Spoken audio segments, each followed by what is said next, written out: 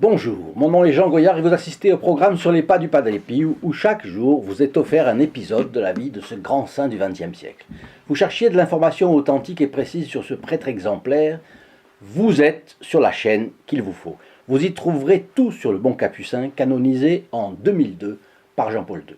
Il avait une bonté véritablement céleste et sa mission était d'arracher les âmes aux griffes du diable, ce qu'il fait encore mieux du ciel où il se trouve aujourd'hui. Sa prière est puissante puisqu'il obtient même que Dieu suspende parfois l'ordre naturel qu'il a créé. Des phénomènes extraordinaires jalonnent sa vie. Miracles, visions, prophéties, guérison des malades, lecture dans les âmes, lecture du passé, du présent et même du futur. Il se déplaçait sans qu'on le voie et a été vu en deux endroits au même moment par de hauts personnages. Le Padre Pio, un personnage de légende qu'on croirait sorti du Moyen-Âge. Cela en fait un homme différent de tous les autres saints, c'est pourquoi mon objectif est de diffuser les épisodes de sa vie à grande échelle sur Internet pour le faire entrer dans tous les foyers.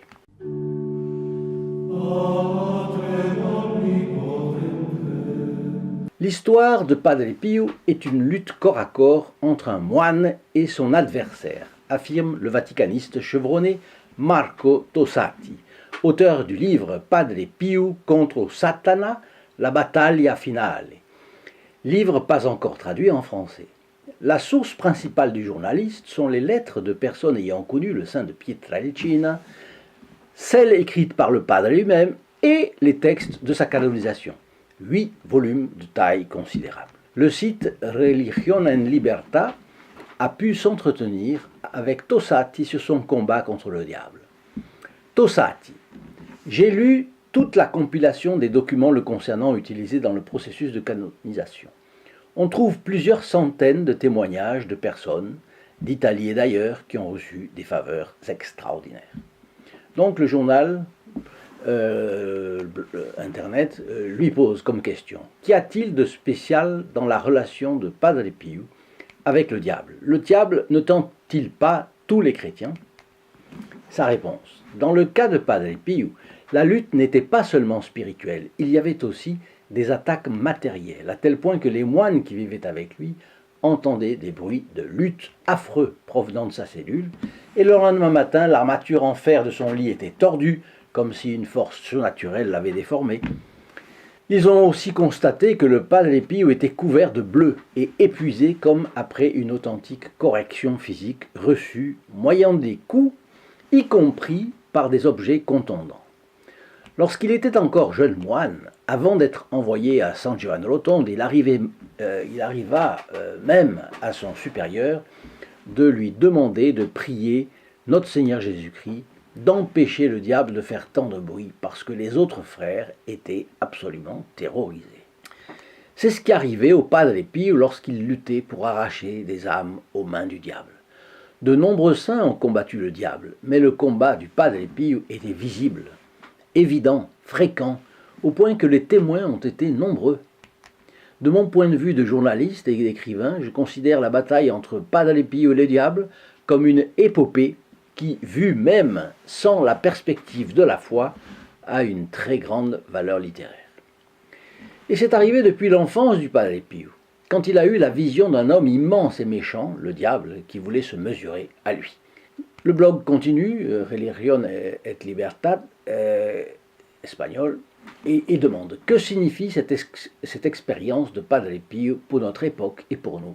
Je ne suis pas millénariste, mais je crois qu'il est possible que nous visions une époque très particulière. La Vierge apparue à Fatima a dit que nous nous trouvons dans une bataille décisive entre les forces du bien et du mal, des forces qui attaquent la famille et les valeurs naturelles fondamentales.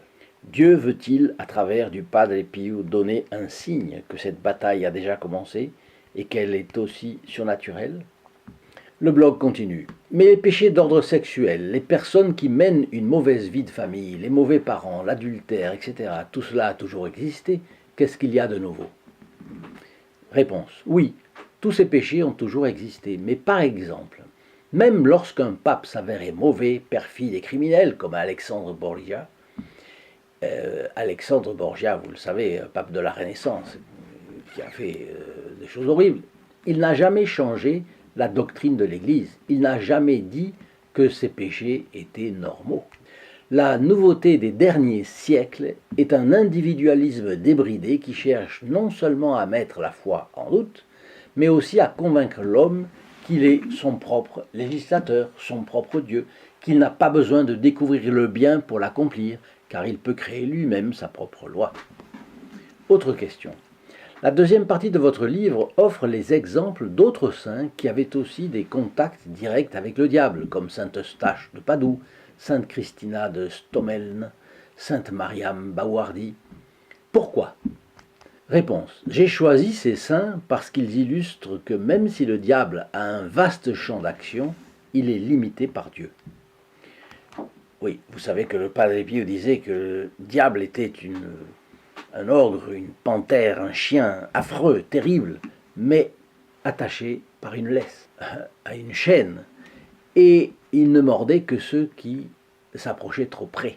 La meilleure façon, c'est de ne pas s'approcher du diable. Par exemple, ce que nous savons de Mariam Bawardi est attesté par la documentation scientifique de l'époque, tout comme une grande partie de ce que nous savons sur Padre Pio. C'est comme si le monde voulait fermer les yeux au surnaturel, mais le surnaturel ne se laisse pas cacher. Nous notons que Dieu utilise le diable d'une manière mystérieuse, comme un instrument. Un instrument étrange, c'est bien vrai, mais un instrument qui sert à la sanctification des personnes. Nous voyons des personnes d'une grande sainteté personnelle, mais qui souffrent un certain temps sous le pouvoir du diable. Certains ont même été possédés, bien que restant libres dans leur âme et leur volonté. J'ai toujours été frappé par la familiarité avec laquelle le diable, dans le livre de Job, s'approche du trône de Dieu, qui le reçoit et le laisse parler, avant de lui marquer des bornes, bien entendu, des limites. Le diable devient un instrument de Dieu. Question. Du mal, Dieu tire le bien. Oui, c'est un mystère tout de même. Réponse. Oui, c'est un mystère. C'est comme voir une broderie à l'envers. Elle nous semble un chaos, un enchevêtrement de fils et de couleurs. Mais le brodeur qui le voit d'en haut et brode le motif, c'est bien ce qu'il fait. Ces dernières décennies, le nombre d'exorcistes de l'Église catholique s'est multiplié avec des enseignements, des cours, des formations, et ces exorcistes restent en contact entre eux grâce à Internet. J'ai écrit un livre d'entretien avec le Padre Amort, Confession, mémoire de l'exorciste officiel du Vatican en 2010. Il m'expliquait qu'il y a 30 ans, en France, Belgique, Autriche et Allemagne, il n'y avait pas un seul exorciste. Les évêques ne croyaient pas au diable. Mais ils ont vu tant de cas, tant de demandes, qu'il y a aujourd'hui 4 exorcistes à Turin et plusieurs à Paris, par exemple. Sans parler de ces cours pour des centaines de prêtres qui sont envoyés jusqu'aux États-Unis. Y a-t-il quelque chose de nouveau que nous pouvons apprendre sur le diable au XXIe siècle? Réponse. Le diable cherche toujours à emporter les âmes, m'a dit le père Amort. C'est sa grande bataille, mais il fait la plupart de son travail sans attirer l'attention, de manière ordinaire. Le diable ne veut pas se manifester. Même pour les exorcistes, il est difficile de discerner les cas, car le diable essaie de se cacher. C'est intéressant. Baudelaire le disait déjà, la meilleure stratégie du diable est de nous faire croire qu'il n'existe pas. Question. Mais il n'est pas sain non plus de voir le diable partout. Réponse. En fait, il est nécessaire de maintenir un équilibre. Le père Amort disait, sur tous ceux qui viennent me voir avec des problèmes, seul 1% a vraiment besoin d'un exorciste. Je crois que c'est la mesure. Oui, le diable agit de manière ordinaire et efficace, sans phénomène extraordinaire. La possession, c'est un phénomène extraordinaire. Mais il y a d'autres phénomènes qui ne sont pas extraordinaires, les guerres par exemple, la haine, la destruction des familles avec l'avortement. Sur tous ces terrains, nous devons être présents. Pour continuer sur ce sujet, et c'est moi qui vous parle, je vous propose 2 vidéos je vous y donne rendez-vous tout de suite, ici et là. Au revoir.